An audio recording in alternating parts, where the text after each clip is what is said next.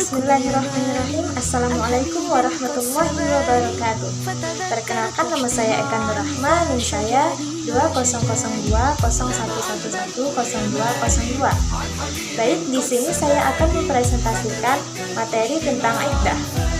Yang pertama, pengertian iddah. Iddah berasal dari kata al-ad dan al-isyar yang berarti bilangan. Artinya jumlah bulan yang harus dilewati seorang perempuan yang telah diceraikan talak ataupun ditinggal mati oleh suaminya.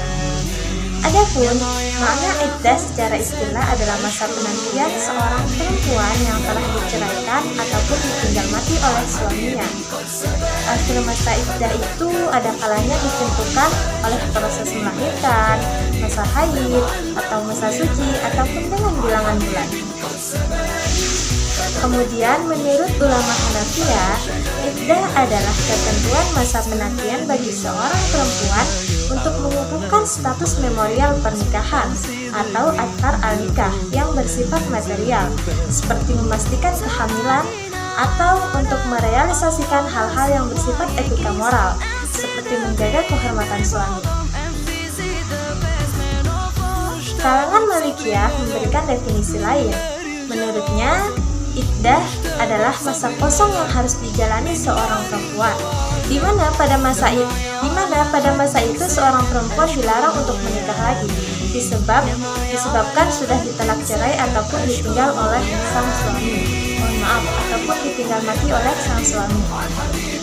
Kemudian menurut mazhab Syafi'iyah, iddah adalah masa menunggu bagi seorang wanita untuk mengetahui apakah di dalam rahimnya ada benih janin dari sang suami atau tidak.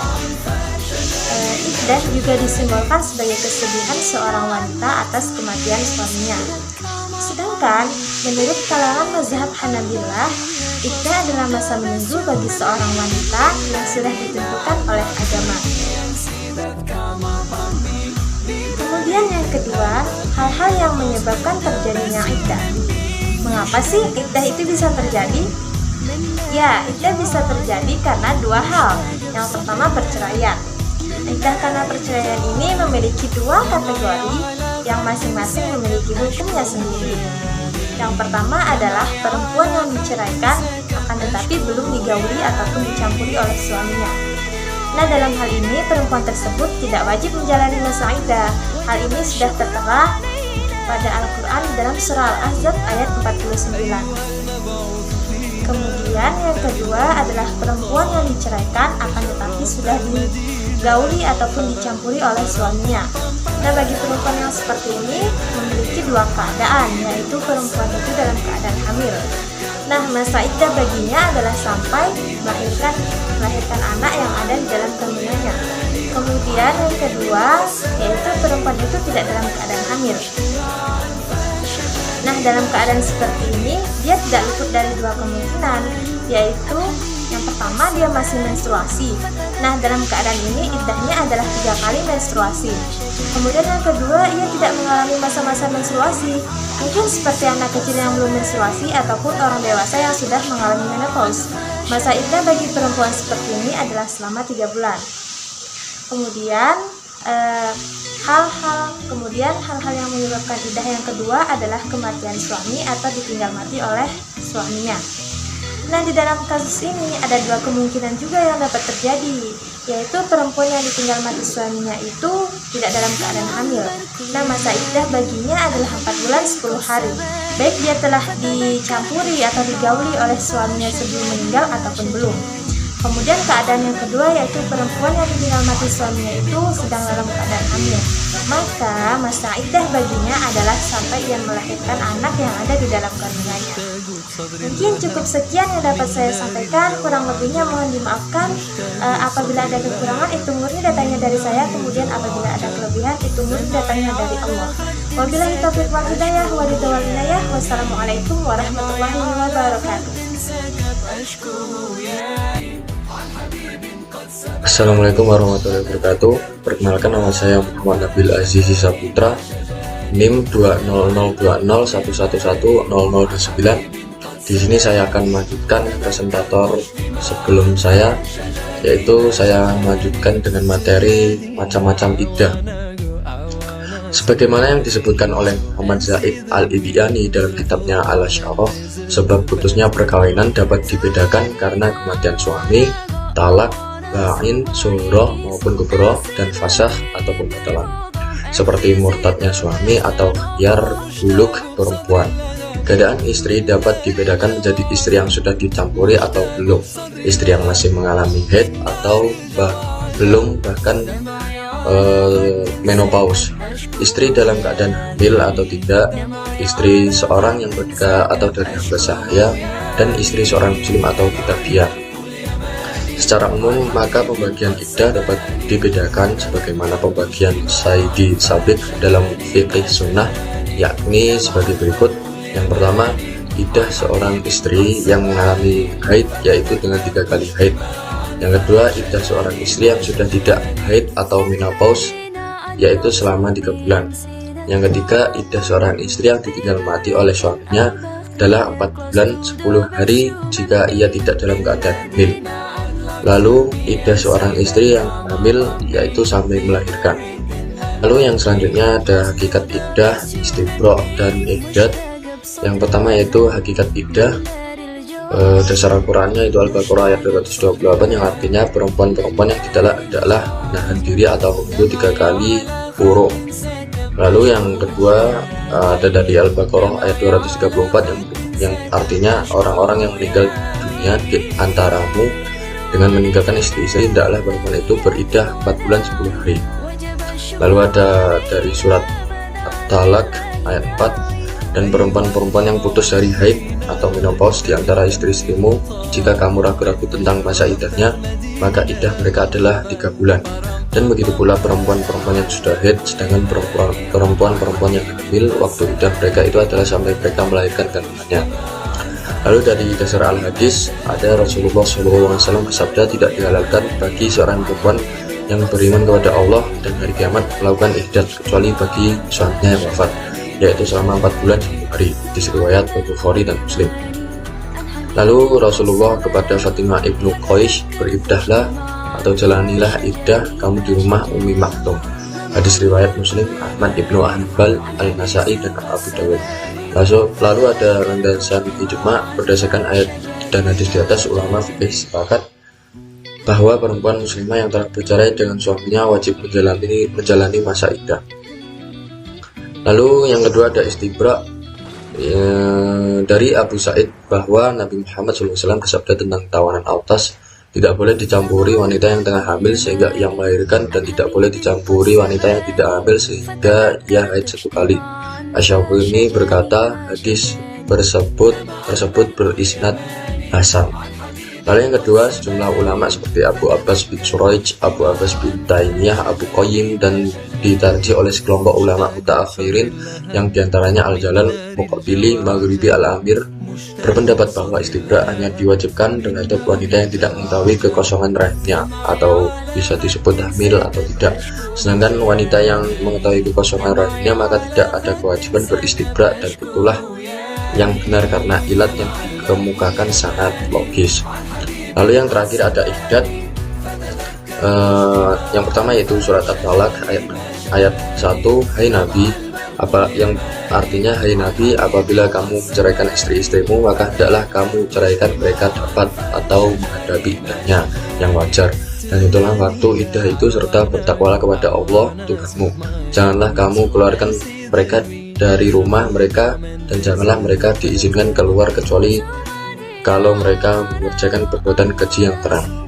Lalu yang kedua, seorang dari hadis riwayat Al-Jamaah kecuali Al-Tirmizi yang berbunyi, seorang perempuan tidak boleh melakukan iddat lebih dari 3 kali kecuali atas kematian suaminya, maka ia melakukan iddat selama 4 bulan 10 hari. Sekian presentasi yang dapat saya sampaikan.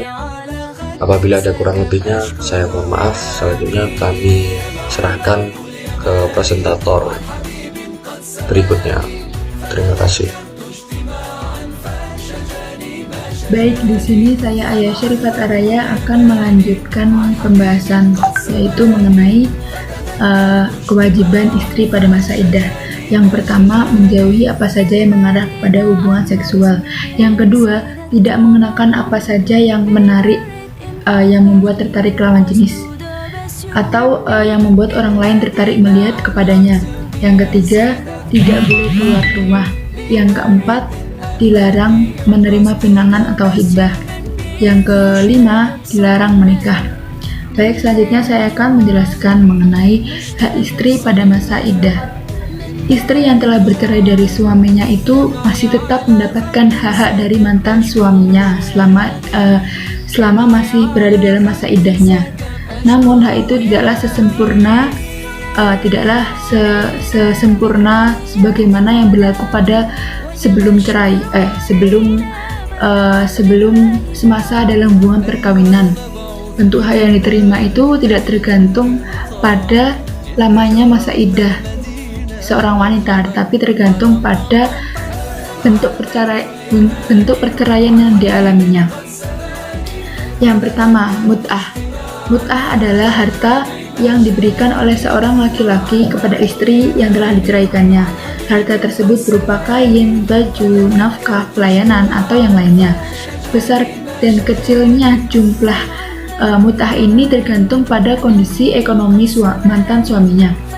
Ekonomi suami.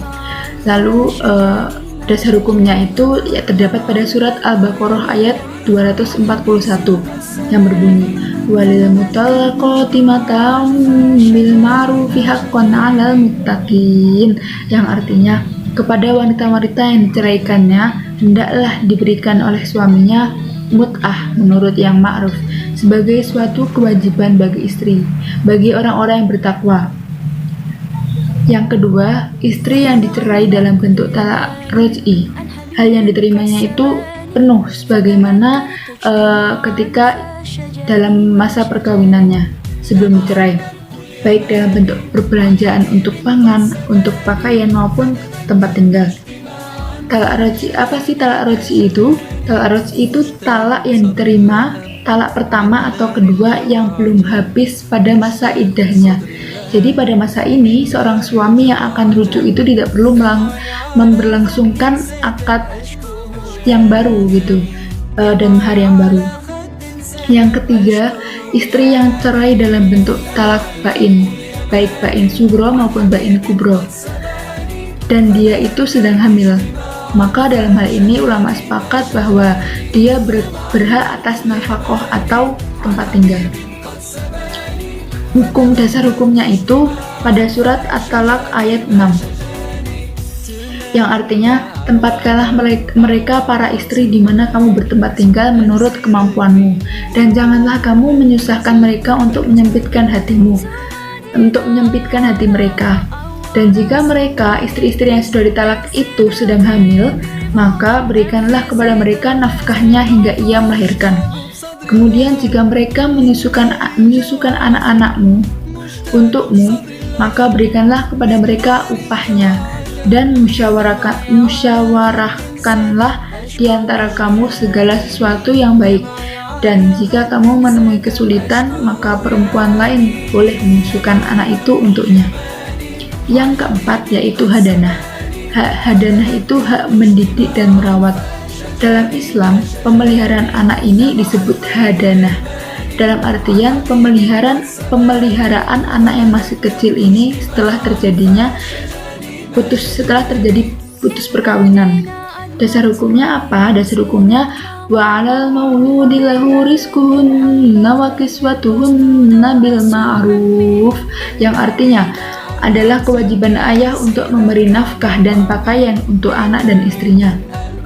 Apabila pasangannya sudah bercerai itu masih mempunyai anak yang belum memayis atau yang belum memahami kemaslahatan dirinya, maka istri lebih berhak untuk mendidik dan merawat anak itu hingga ia mengerti akan kemaslahatan dirinya.